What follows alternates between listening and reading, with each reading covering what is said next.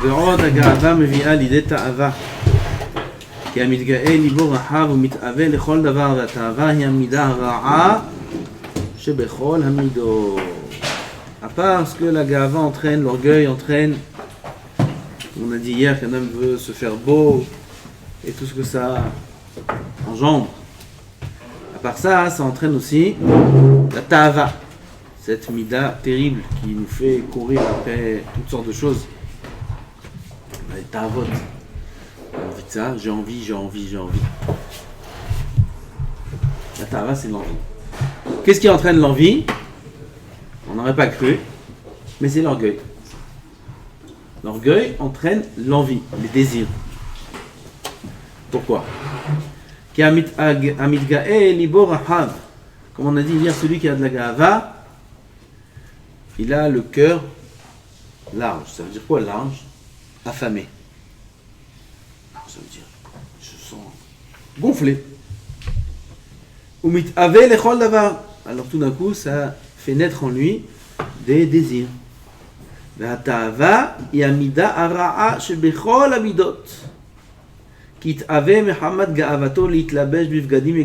d'un coup, il aura une envie de chercher à s'habiller, de s'habiller avec des vêtements qui sont des vêtements chers, des marques. Aujourd'hui, des enfants ne comprennent plus rien. Ils mettent des... On m'a raconté là, une fille, elle a des baskets, toutes sortes de couleurs, qui coûtent cher. Elle a 11 ans. Alors, la femme lui a demandé, mais ces baskets-là, sont toutes comme ça, toutes les couleurs. C'est joli. Elle dit, oui. Et ça fait longtemps que tu les as? Non, je viens de les acheter, mais de toute façon, la semaine prochaine, je change. J'achète une autre. Pourquoi? Parce qu'après 3 fois, elles sont usées. Vous comprenez? Nous, on restait avec les baskets 1 an à l'école. Jusqu'à que le pied, il dépasse. Et il n'y a pas de marque. Pas de marque. Il faut des marques, il faut des montres, il faut des ci, il faut ça. Ils sont petits. C'est comme ça. Et ta'ava. Ve'itlabesh bgadim yekarim. Ve'livnot palterim gedolim. Ça aussi, c'est une maka. Sroura, cette maka-là. Que les gens, ils ont besoin d'avoir des maisons qui sont belles, des maisons qui sont grandes, des maisons... Même ceux qui n'ont pas les moyens, ils sont obligés d'avoir des belles maisons. Et ils investissent, ils rentrent dans des dettes.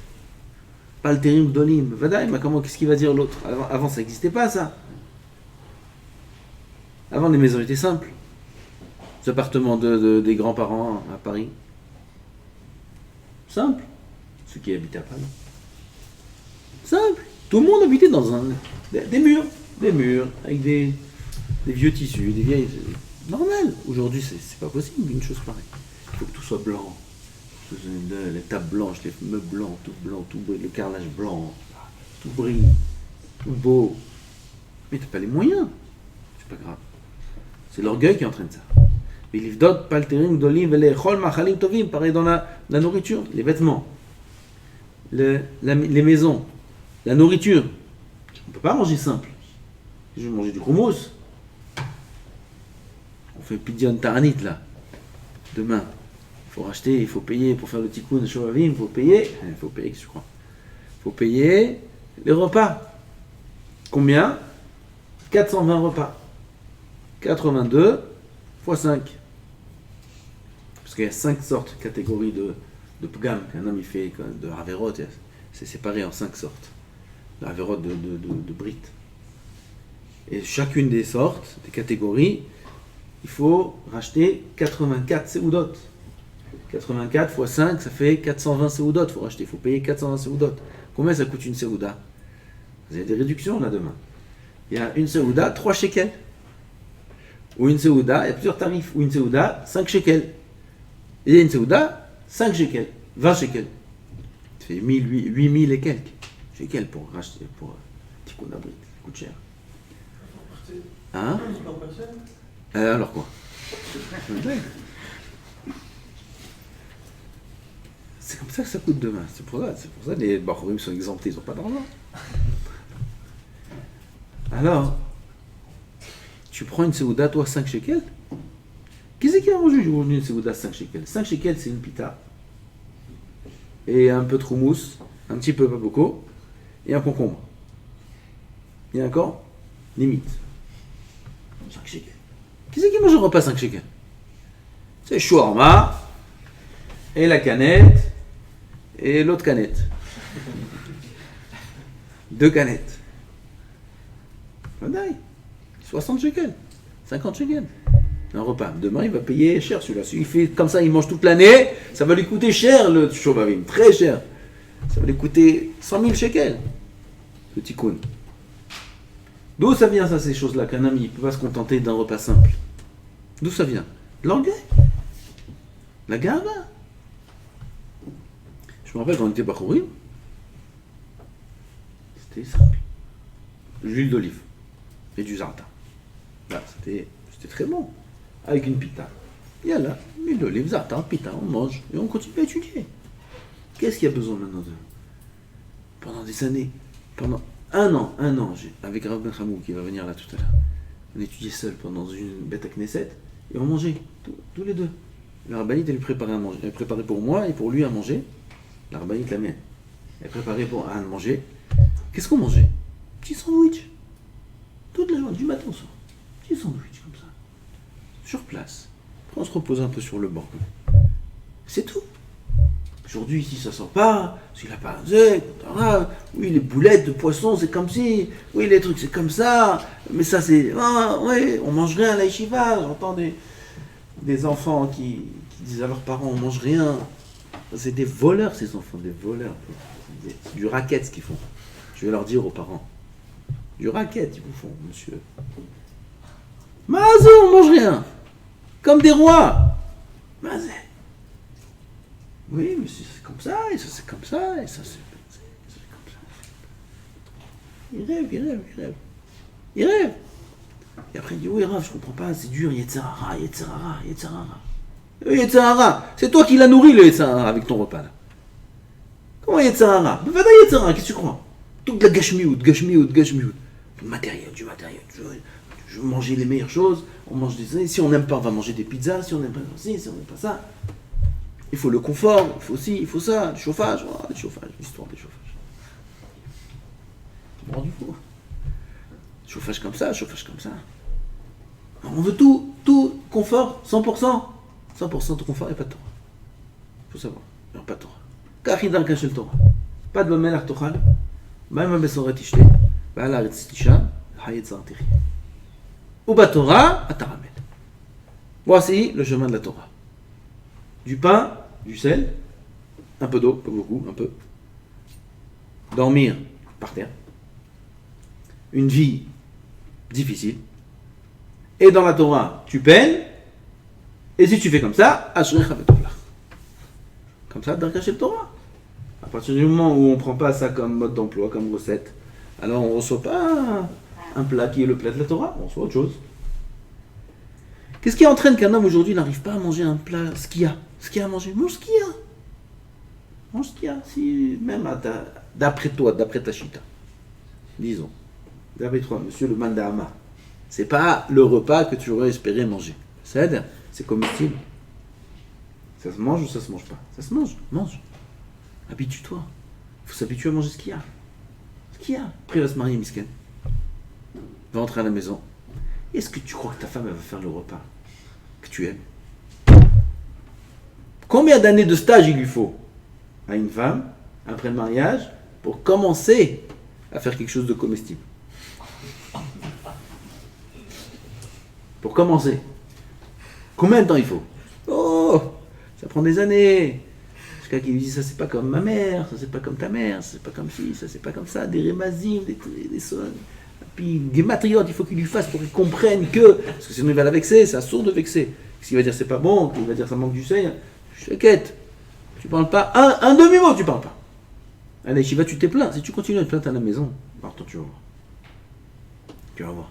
Tu vas tomber sur un Rosh Shiva là-bas, tu vas voir s'il va être gentil. Tu vas pas te plaindre, tu vexes, il va commencer à pleurer. Tu vas pleurer, ah pardon, mais c'est très bon. Après, d'un autre côté, si tu dis toujours c'est bon, elle va te refaire la même chose à chaque fois. Et c'est pas bon. Comment on fait les bonnes choses dans l'âme? Il faut faire des rémazines. Mamage, un pisode, il faut parler. C'est dur. Tout ça, qui c'est qui pourra supporter? Celui qui s'est habitué. Celui qui s'habitue à manger ce qu'il y a. Celui qui a anav, il faut de la anava, il faut de l'humilité. Celui qui a de la gava, dit, moi je mange pas ça, moi je mange pas ça. Moi ça, moi ça. Pizza, falafel, shawarma, pizza, falafel, shawarma, pizza, falafel. Il ruine ses parents. Miskin. Il va se marier celui-là. Comment il va vivre? Comment il va faire? Alors, ils vont acheter, ils vont se ruiner. Mais on commande. Ça c'est bien les enveloppes du mariage au début. Après, à ce rythme, tu vas les finir très vite, les enveloppes. Après, qu'est-ce que tu vas commander? Il n'y a plus rien à commander. Alors, elle va se mettre à la cuisine. Il faut des midotes, il faut s'habituer. Il faut s'habituer à manger ce qu'il y a. Ça fait partie de la mida de la Ranava. Ce qu'il y a, on mange. C'est obligatoire. Ça. À votre niveau, à notre niveau, aujourd'hui, jusqu'à 120 ans. Un homme rentre à la maison, ce qu'il y a à manger, on mange. Le daraba, c'est très bon, merci beaucoup.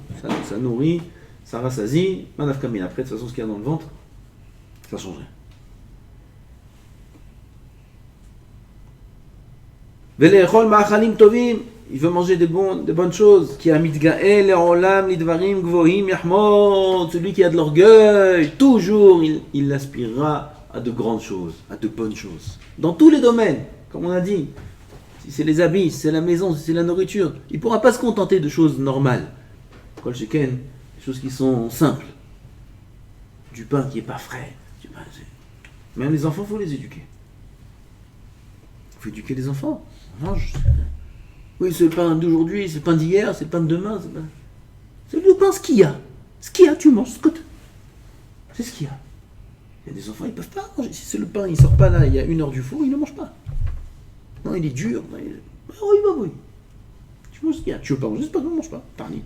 T'as un chauvage, très bien. Quoi la cavole? Rappelle un autre. Ah ben, chauvage, c'est tarnit. Pas avoir peur. Tu veux pas manger, mange pas. Ah, mais je sais, dans l'armoire, il n'y a rien dans l'armoire. Il n'y a rien. Il y a ce que des émailles. Il y a des enfants chez eux à la maison, c'est le menu, c'est le restaurant. Ah, si tu veux ça, Non, je veux pas ça, il va chercher toujours la 5e chose. Il fait comme son père, qu'est-ce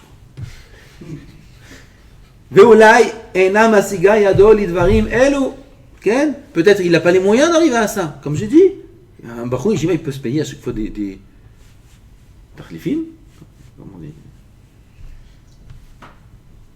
Il veut changer, il ne veut pas manger ce qu'il y a à l'Yeshiva, il change. Il peut se permettre, il a peut-être de l'argent. Ah putain. Il y en a un sigar yadol, dvarim elu. Mitorkach yadol, il dégneva avec les là. Il va en venir à voler. Ça va devenir un voleur. Mais vadaï. Regardez les bureaux à Natania. Qu'est-ce qu'il y a là-bas? Des voleurs. Des voleurs. Pourquoi tu voles? Qu'est-ce que tu veux que je fasse? J'ai travaillé où dans quoi tu veux que je travaille? Pour 2000 euros, 3000 euros? Moi, moins que 10 000 euros, je peux pas vivre. Comment tu veux que je travaille? J'ai une femme, un chien, comment? Je suis obligé de les nourrir, moi. Il y a un perroquet aussi, il y a des perroquets très chers aujourd'hui. Ils sont obligés d'avoir un perroquet qui coûte très cher. Je suis obligé de les nourrir. Je suis obligé de voler. Parce que pour le nourrir, il faut voler. Je veux rouler dans quoi? Dans quoi je veux rouler? Il faut une voiture normale, qui tient la route. Un Porsche. Minimum. Qu'est-ce que je vais m'habiller? Telle chose. Il est obligé de voler. D'où ça sort ça? D'où ça sort qu'il est obligé de voler? Ça sort qu'il est obligé de voler parce que c'est un gavtan, c'est un orgueilleux. C'est un orgueilleux qui cherche que les grandes choses, que les belles choses. Il ne sait pas se contenter de choses simples, mais après il va payer tout ça. Après il paye tous. Kadosh Baruch Hu, c'est très bien éduqué, celui qui a de la gava. C'est très bien éduqué. Mashpil Geim Ade Aretz. Il les met au parterre, il les met. Par terre. Il les laisse sans rien. Avec des dettes. Ceux qui ont de la gava et qui volent pour avoir de leur parnassa, etc. Oui. Leur faim, elle est amère, très amère. Qui a mitgael libo homed verahav kayam asher. Celui qui a de l'orgueil, son cœur convoite et large comme l'océan de s'enrichir. Il y en a, ils le disent à voix haute. Moi, je veux faire des milliards. Moi, je veux faire des trucs. Moi, je veux faire tant. Moi, c'est mon chiffre d'affaires. Moi, c'est ici. Et à voix haute, ils disent, qu'est-ce que tu veux faire? Où tu vas? Qui t'a dit que tu Tu auras ce qu'Akadosh Baruch Hu, il a décidé que tu auras. C'est tout. Un homme il dit, moi je peux faire ce travail, moi j'aimerais un métier qui est comme ci, qui est comme ça, moi j'aime faire ci, moi j'aime faire ça. Tu vas faire ce qu'Akadosh Baruch Hu, il a décidé que tu fasses. Zéro. Les gens ils viennent me demander, encore ce matin, quel métier? Le métier, qu'est-ce que tu fais maintenant? Maintenant je fais ça, mais, il n'y a pas mais. Maintenant tu fais ça, c'est ce que tu dois faire maintenant, c'est ce qu'Akadosh Baruch Hu il veut. Si il y aura du nouveau, tu le verras. S'il y aura d'autres changements, tu le verras. Ah, il faut arrêter de se casser la tête. Non, se casser la tête à chercher toutes sortes de choses. Il n'y a pas. Velo yesameach bechelko, voilà, exactement ce qu'il y a écrit. Il ne sera jamais sameach, heureux de son sort, heureux de ce qu'il a. Jamais il atteindra le bonheur, cet homme-là. Pourquoi? Il a de la gava. La gava va le pousser à la tava. Cette tava va le pousser à vouloir plus. Yeshloméa, c'est matin. Yeshlomatin, c'est un bamot. Il a 100, il veut 200, il a 200, il veut 400. Donc il n'est jamais heureux. Parce que quelqu'un qui veut toujours plus, il ne peut pas être heureux de ce qu'il a, même s'il a beaucoup. Et à l'inverse, plus il a, plus il désire. Donc plus le manque à combler est grand, plus la souffrance et la peine aussi est accompagnée. Alors on termine. Et ça c'est la plus grande klala du monde, de ne pas être heureux de ce qu'on a. Il attend de nous la emuna, la hanava, le bitachon, tismar. Ce qu'il a mangé, sa mère, je suis très heureux de ce qu'il a mangé aujourd'hui, très heureux de la femme qu'il a, très heureux des enfants qu'il a, très heureux de la vie qu'il a, très, très heureux. Merci Hachem. Merci Hachem. Toutes les klalotes et tout le manque de parnassa et tous les problèmes qu'il a un homme, c'est à cause du manque de simcha. Et pourquoi il n'a pas de simcha? Une des raisons ici, il nous dévoile le rab, l'orgueil. Il a de la gava, alors il aspire à des choses, il les a pas, il les aura jamais. Alors ça lui enlève sa simcha. Il n'a pas une bonne humeur, il a des soucis, il aimerait et il n'arrive pas. Ça lui enlève la simcha, ça lui enlève le mazal, ça lui enlève la parnassa, ça lui enlève tout. ולא ישמח בחלקו, כי ימעט בעיניו מה שיש לו לפי רוב הוצאות תאוותו גאוותו. ימעט בעיניו, c'est toujours, c'est peu à ses yeux ce qu'il a entre les mains. J'ai pas assez, toujours, il manque, toujours il en manque. Pourquoi? לפי רוב הוצאות תאוות גאוותו, selon son orgueil. Et ce qu'il aspire à avoir, parce qu'il est orgueilleux, alors il sera toujours en décalage face à la réalité. Alors qu'en vérité, il pourrait être très heureux avec ce qu'il a. Baruch Hashem. Il donne à l'homme exactement ce qu'il a besoin. Il pourrait être très heureux, il pourrait avoir une vie de bonheur, il peut avoir un homme. S'il se contente de ce qu'il a, c'est l'homme le plus heureux du monde. Shem Yizakenu Baruch Adonai L'Olam.